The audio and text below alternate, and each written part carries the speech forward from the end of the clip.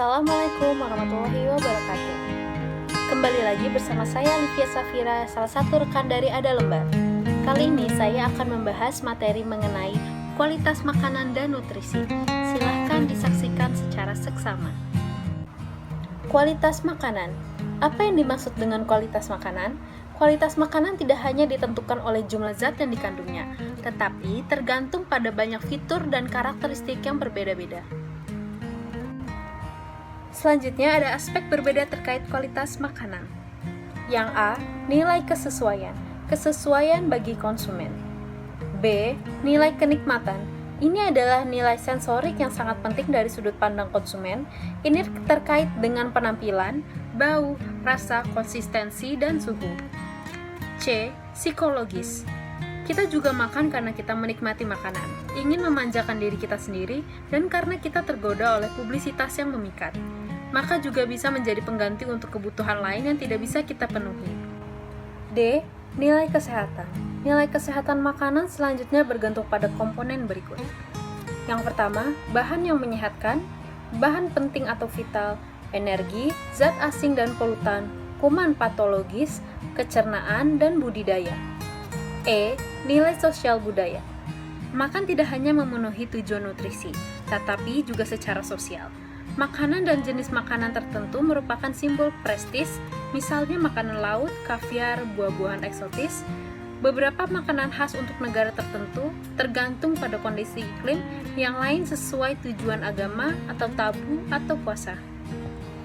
F, nilai ekologis. Produksi dan transportasi bahan makanan memberikan pengaruh terhadap lingkungan. Misalnya, penggunaan pestisida dan pupuk sintesis dalam pertanian konvensional, pencemaran air tanah karena beternak hewan secara massal, pengurangan energi dan bahan baku selama produksi dan pengemasan, energi yang digunakan untuk transportasi, polusi oleh produksi dan pembuangan bahan makanan dan pengemasan. G, nilai ekonomi.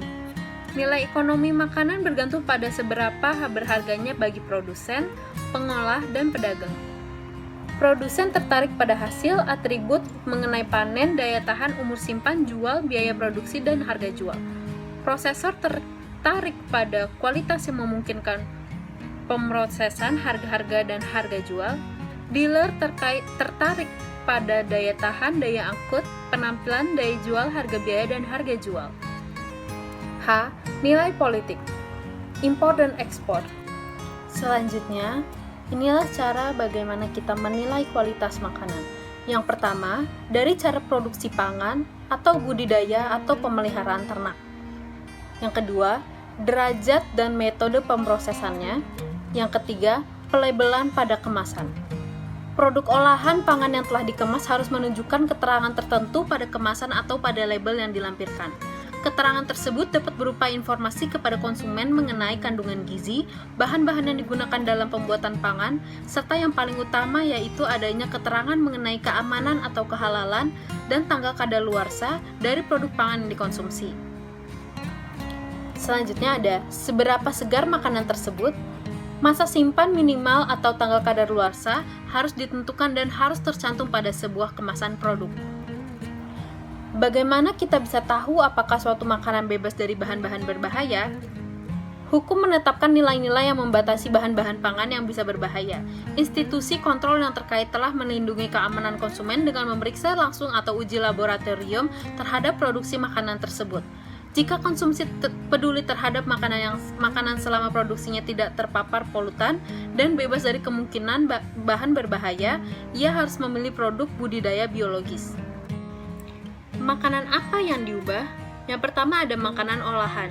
Yang kedua, makanan hasil rekayasa genetika. Yang ketiga, makanan yang diperlakukan dengan radiasi.